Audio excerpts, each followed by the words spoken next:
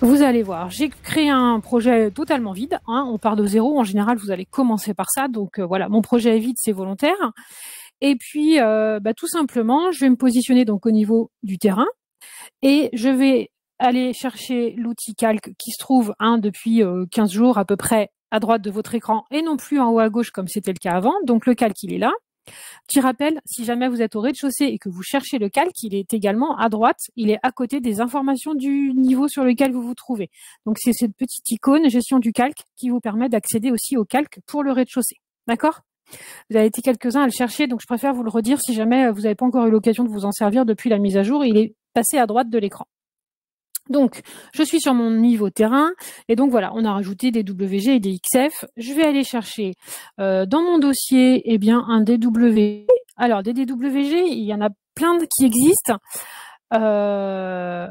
Alors oui, il faut l'option terrain. Brad, je suis totalement d'accord avec vous, parce que sinon, ça n'a pas un grand intérêt. L'outil là, des WG qu'on a mis au point, c'est vraiment pour vous aider à avoir de la précision sur le dessin de la parcelle.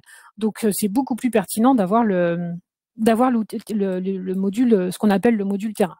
Donc oui, c'est un tout petit peu long parce que en fonction du poids du DWG et de ce qu'on appelle des couches, parce que les DWG, ça se trouve vous connaissez mieux que moi, mais c'est ce qu'on appelle des layers ou des couches qui contiennent plein d'infos. Voilà, il faut lui laisser le temps d'importer et de lire toutes les infos qu'il contient.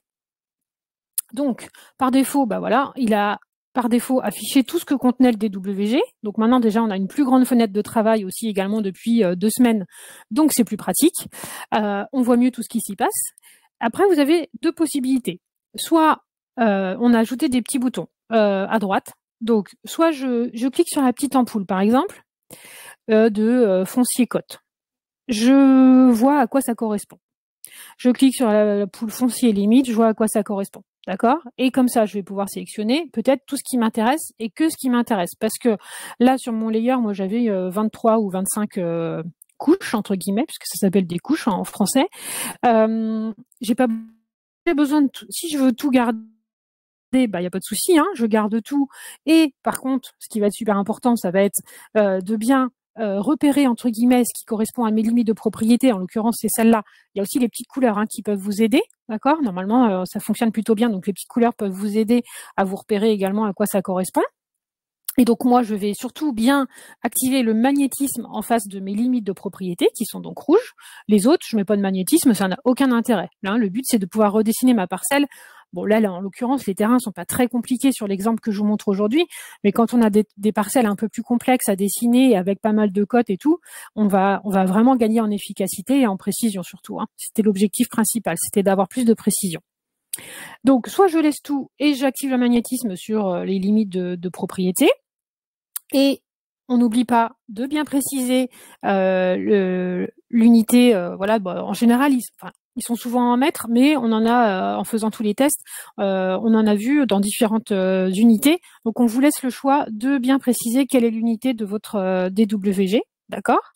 Et je valide, ok ? Soit autre solution qui peut parfois être un peu plus efficace, entre guillemets, c'est potentiellement de tout désélectionner. Donc, comme ça, j'ai plus rien. Et ensuite, je passe sur les petites ampoules. J'ai OK, celui-là, je le veux.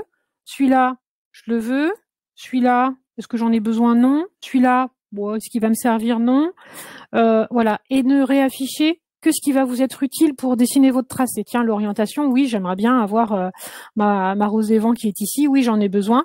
Et ainsi de suite. Vous voyez, tout ce que vous allez avoir besoin, mais pas forcément tout ce que contient le... peut-être afficher les lots avec les mètres carrés, ça peut être pas mal. Comme ça, on va vérifier si ce qu'on fait est précis, et ainsi de suite. Voilà. Donc, soit vous sélectionnez tout et vous aurez toutes les informations. Vous allez avoir sans doute peut-être bien plus l'habitude que moi. Est-ce que voilà, j'ai besoin des talus, j'ai besoin des murs de clôture. Est-ce que voilà, vous sélectionnez ce que vous voulez voir apparaître. D'accord ?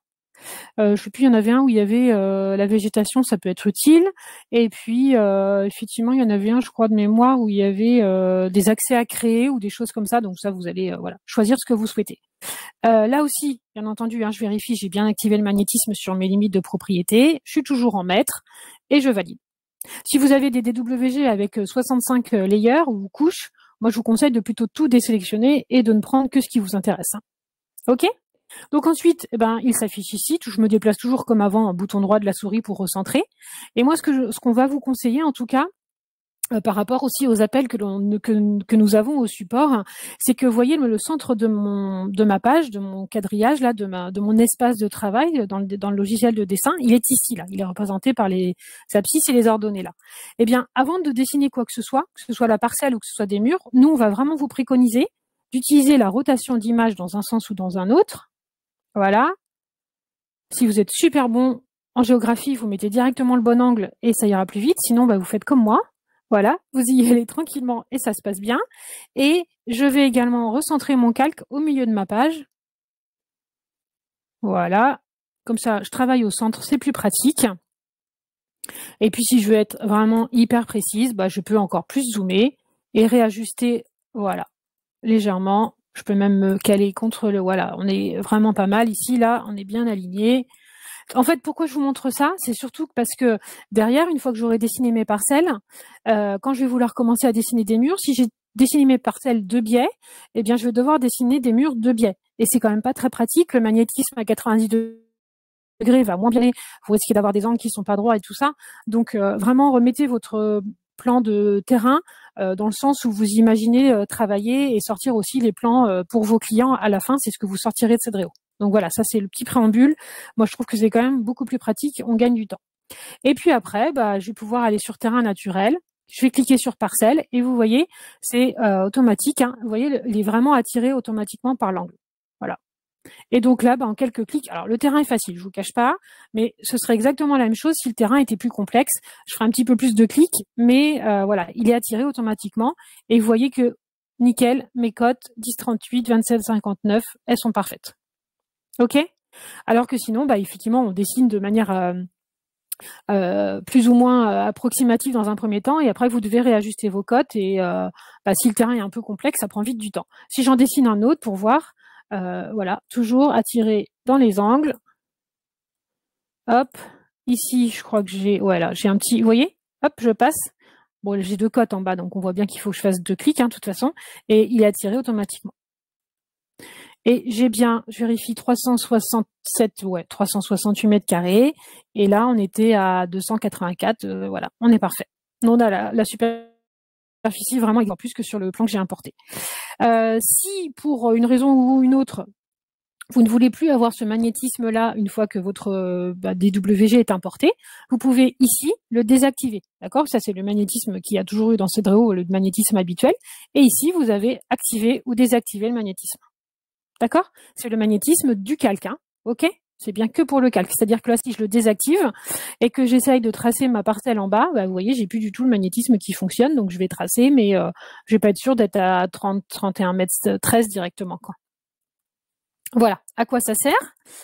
Et puis ensuite, si je me suis trompée, que j'ai oublié, j'ai mal importé ou il manque une info importante, tiens, j'ai oublié d'importer les cotes, j'ai été vite et puis j'ai pris les limites, mais j'ai oublié les cotes, bah, je peux à tout moment aussi remodifier le contenu du calque en cliquant sur la petite roue crantée, et puis je peux à nouveau réafficher ou ne pas afficher certaines choses. Ok? Il faudra que je revalide. Qu'est-ce que je pourrais afficher de plus? Voilà, ça là par exemple, et je revalide. Et j'ai bien l'élément qui s'est affiché ici. Et je n'ai pas à refaire le travail de recaler mon calque sur ma page de travail. Ok? Les autres éléments que j'ai à vous donner, donc mis à part ce petit bouton ici, c'est vous dire que le calque, les calques sont sauvegardés hein, dans Cedréo depuis longtemps maintenant, depuis plusieurs mois, on sauvegarde vos calques, vous n'avez pas besoin de les réimporter à chaque fois. En l'occurrence, les fichiers DWG et DXF seront conservés pendant 30 jours. Donc pendant 30 jours, vous rouvrez, vous les voyez, vous pouvez remodifier bien entendu si vous le souhaitez, et ainsi de suite, il n'y a pas de souci.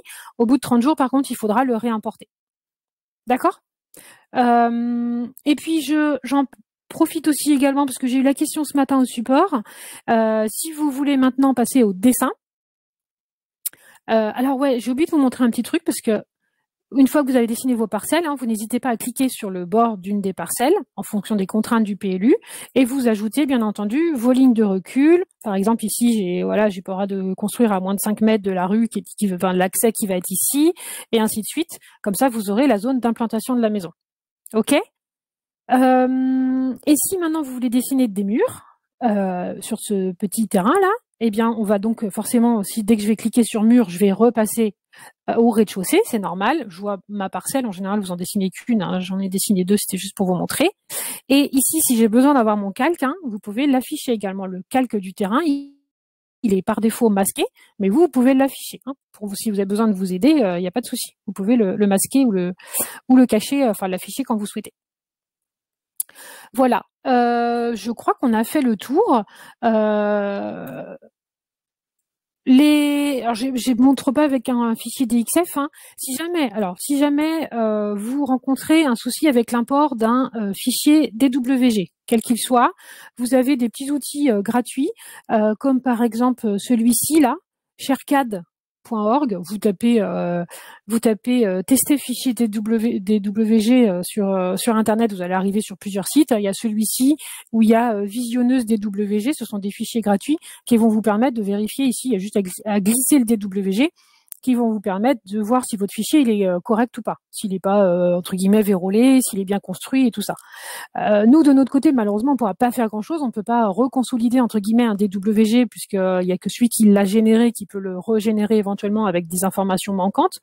Donc si le DWG ne passe pas, vous pouvez demander à la personne qui vous l'a fourni un DXF du coup, ou sinon voilà, vous pouvez les tester dans ces outils gratuits. Il y en a sans doute d'autres, hein, je vous en montre deux juste comme ça.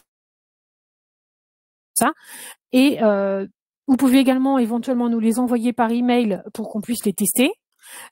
Plus on aura de retours et plus on pourra aussi peut-être améliorer tout ce que l'on est capable de supporter entre guillemets dans Cedreo lors de l'import. Et voilà. Alors, j'ai vu votre question, Antoine. Elle est très pertinente.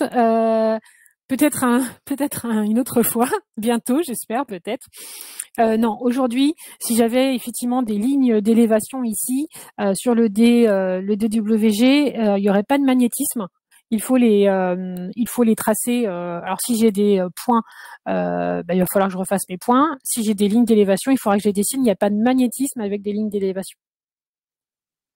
Je vais le remonter déjà aux équipes. Puisque tout est améliorable tout le temps. Donc, eh oui. Après, c'est vrai que si vous pouvez avoir des lignes plus que des points, vous allez quand même beaucoup plus vite. Je sais que c'est pas toujours facile, et surtout avec les terrains en pente et autres qui sont très complexes. Les lignes d'élévation sont pas toujours faciles, mais on ira quand même beaucoup plus vite avec des lignes d'élévation qu'avec des points.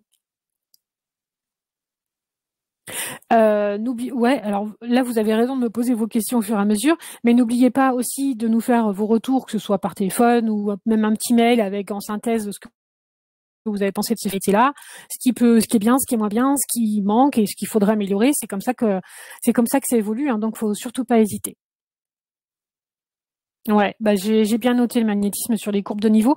J'ai commencé à regarder ici, mais j'ai pas été voir les questions, mais il y en a peut-être eu d'autres. Nelly. Pourra-t-on extraire nos plans au format DWG pour les transmettre au bureau d'études ou fournisseurs? Je pourrais pas vous donner de date. Vous êtes également nombreux à nous le demander, donc je vais pas vous dire non parce que c'est pas de toute façon moi qui décide de ce que l'on développe ou pas de façon ce qu'on va rajouter dans les prochaines semaines ou les prochains mois. Moi là, toutes vos questions de toute façon je les note et je les remonte à l'équipe produit chez nous, au département produit, qui lui après priorise aussi en fonction de la difficulté, en fonction des autres fonctionnalités sur lesquelles on est en train de travailler et voilà. Donc l'altimétrie, du coup on a déjà répondu. Patricia, il me semble. En fait, vous aviez tous la même question, qui a priori, ça prouve que c'est tous la même question. Pardon, je les ai pas toutes affichées, mais toutes sont liées aux courbes de niveau ou au point d'élévation, voilà. Donc alors, je vous cache pas que moi aussi, pour tester cette fonctionnalité qui est nouvelle, j'ai quand même testé pas mal de fichiers DWG, un peu plus d'une trentaine, et à chaque fois, j'avais soit effectivement les cotes et les limites de propriété nickel. J'en ai pas trouvé un seul où il y avait à la fois les cotes qui me permettaient de dessiner ma parcelle et des lignes d'élévation. Donc peut-être demander ça à vos entre guillemets aux personnes qui vous fournissent les DWG. Déjà vous gagnerez du temps parce que là sinon ça voudrait dire qu'il faudrait que j'importe un autre calque avec des lignes d'élévation. Mais et si vous en avez à nous fournir pour qu'on puisse tester et améliorer et éventuellement demain mettre un magnétisme sur les élévations, n'hésitez pas à nous les envoyer s'ils sont pas trop personnels. De toute façon, on n'en fait pas des usages abusifs. Mais voilà, si ça peut nous permettre de faire des tests pour faire évoluer l'outil dans le bon sens, ce serait avec plaisir. Mais moi, j'en ai pas trouvé très clairement. Donc, pour nos plans, on utilise le centimètre. Est-ce qu'il ne faut pas par défaut utiliser le centimètre pour l'échelle du terrain? En fait, on n'a pas mis d'échelle par défaut parce que là aussi, on a fait beaucoup de tests et que le risque d'erreur est assez rapide entre guillemets. Moi, j'en ai vu beaucoup plus en mètres qu'en centimètres. Donc, du coup, on vous laisse paramétrer vous-même à chaque import la mesure, l'unité. Bon, de toute façon, maintenant, c'est comme tout. Il faut tester, il faut. Et on n'a pas d'accroche sur les murs de limite. Je pense que j'ai déjà eu la question ce matin par téléphone, donc je pense que ça va faire partie des effectivement, si j'avais un terrain peut-être avec entre guillemets avec une forme un peu plus complexe et que j'avais un terrain de biais quelque part et que je dois me mettre en limite avec le garage ou quoi, ce serait encore mieux si vous pouviez avoir du magnétisme. Donc je pense que ça va faire partie ce qu'on appelle les wish d'évolution. Donc je vais m'atteler de ce pas à les remonter à notre département produit et puis tous les autres que vous nous ferez par la suite. Donc voilà, pratiquez, dites-nous ce qui va bien, ce qui va pas, si ça vous aide ou pas assez, ou voilà, ce qu'on peut améliorer. N'hésitez pas à nous contacter. Écoutez, je vais vous libérer. Je vais vous souhaiter à tous une bonne après-midi, une bonne fin de semaine, parce qu'on arrive bientôt à la fin de la semaine. Et puis, je vous dis à bientôt par téléphone ou par chat. Merci à tous d'être venus et à bientôt.